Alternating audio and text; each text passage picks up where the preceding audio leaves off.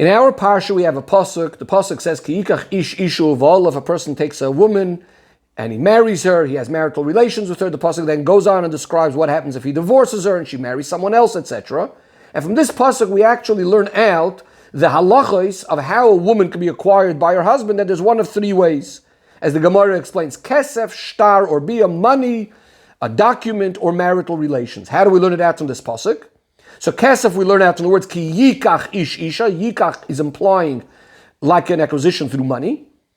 And the fact that she could be married just through marital relations, she can become his, is from the word of va'ala, that he had marital relations with her. And the fact that it could also be done through a document is because the pasuk is putting together near each other marriage and divorce. And just like divorce is done through a document, marriage could also happen through a document. Now, the minig Yisrael is we marry through money or through shava kesef or something for the value of money. And since, as we know in Torah, everything is very, very precise and accurate, we'll actually see that there's something about kiddushay kesef that really expresses the whole idea of kiddushin. Now, the truth of the matter is there's another limud, another way how the Gemara learns out that a woman can be acquired through money, and this is from the din of what's known as an Amma Ivriya Jewish maidservant. The pasuk says, "The yatsa chinam ein kasef." She goes out free at the end of her slavery, and there's no money coming now to the master who owned her.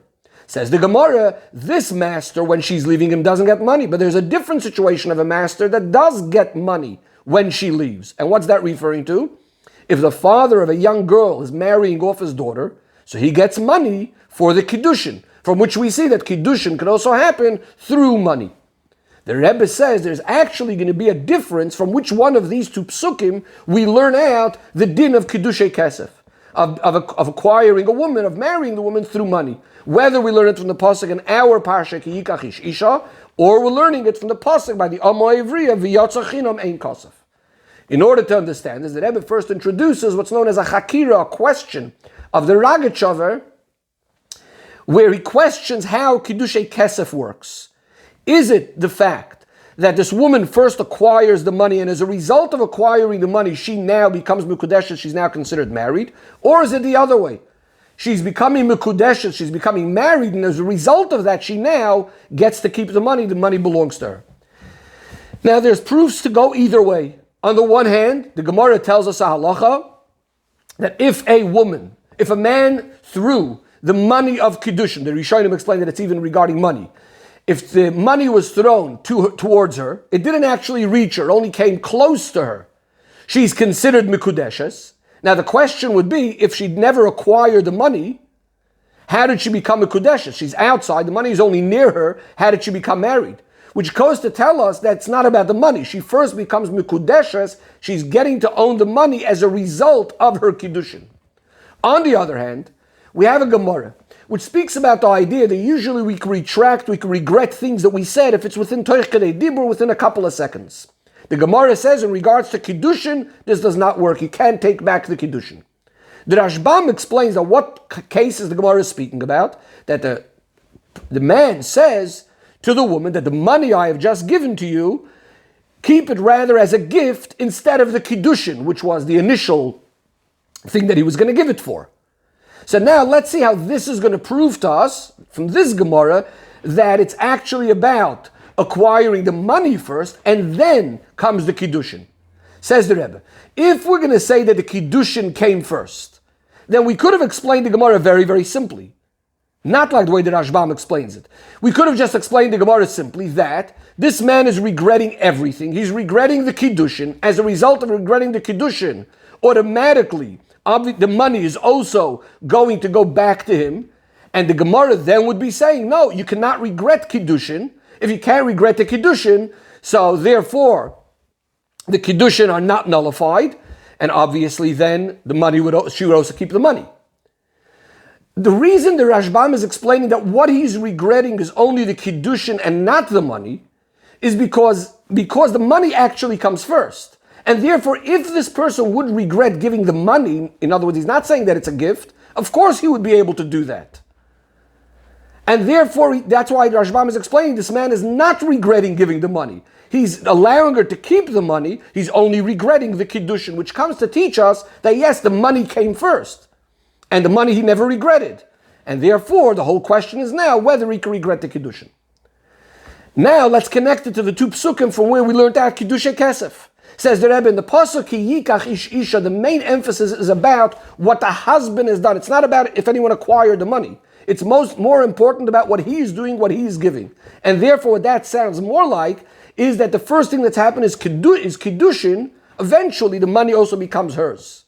On the other hand, in the pasuk that's emphasizing the idea that ein kesef, in the case of Omo Ivriya, this master is not getting money, but in the case of Kiddushin, someone is going to be getting money, that makes it more sound like the whole focus is I'm going to get the money first, and as a result of getting the money, that's how she's going to be acquired, which tells us that from this pasuk we see that first it's about the money, and then comes the Kiddushin. The Rebbe now moves on to explain what this all represents and how it all comes from the Primi Yisrael Yonim al Pichsidus. Says the Rebbe, we know the idea that the Isha that's being acquired to her husband is also referring to the Kiddushin between the Yidden being married to Hashem. Now, generally in Kiddushin, there's two things happening at once. On the one hand, she's becoming acquired and becoming her husband's, going to be connected to her husband. On the other hand, as the Gemara says, now she became Osir, she became forbidden to the rest of the world. And the same thing is true in regards to the Kiddushin of Hashem and Bnei Yisrael. There's the aspect that we're becoming one and connected with Hashem, and together with that, we're also becoming separated from the rest of the world, from all the taivos, from the gashmis, etc., etc. Now we can also understand why the Minig Yisrael is specifically, that we use actually kesef for this concept of Kiddushin, because Chassidus explains that kesef is the word nichsoif nichsafti, which means a yearning, a longing, a desire. It's an avodah of ahava, which connects us to Hashem, which is the main avodah that connects us to Hashem. The avodah of ahava, that's really what kesef represents. Now let's look at what we were discussing of which one of these two things come first. Is it about the kesef, the ahava coming first? Or is it about the kiddushin, if that's coming first in avodas Hashem? What does that mean? Kesef, as we just said, the money would represent the ahava, the connection to Hashem. Kiddushin, again, Chassidus explains to us that the word kedusha is from the word of hafrosha v'avdallah, separation. That represents the idea of being separated from the worldly matters. So the question here becomes, which one is first? Is first coming the love to Hashem, and as a result of that, coming the separation of the world? This is a seder that we will call milmayla lamata, or is it the other way around? Do we separate from the world first, and as a result of that, that's kiddushin first, as a result of that we come to Havas Hashem, which is more of a seder, which we'll call milmato lamayla. And the Rebbe says these two types of sedorim, these two types of ways, are really very, very different approaches. One is an avodah that we call the avodah shal pitam v'das. The regular, orderly seder avodah is usually, we'll say, you cannot reach avas Hashem unless you first separate from the taivos of the world. We know the concept of sur meira v'asei toiv. The other avodah, which is the one we call avodah shal mailam v'tam v'das, that despite the person's own situation, nevertheless he's dedicating himself, devoting himself to Hashem with such tremendous kabbalah soil, higher than seichel completely, and automatically, as a result of that, he gets rid of the taivos of the world as well. Says the Rebbe, now we could very much connect it again with the two limudim from where we learn it out in the psukim. If we speak about the pasuk of ki yikach ish isha, which we said is the pasuk that's in our parsha, the parsha that discusses kiddushin, in other words, speaking about the more regular way how a marriage happens, here we're going to say, from this pasuk we said it's kiddushin is coming first before the money, which means you first separate yourself from the world, because that's the regular seder avodah. That comes before the av. On the other hand, from the pasuk of the Amo Ivriya, we said that more implies that the money is coming first. Kesef, we said, is av.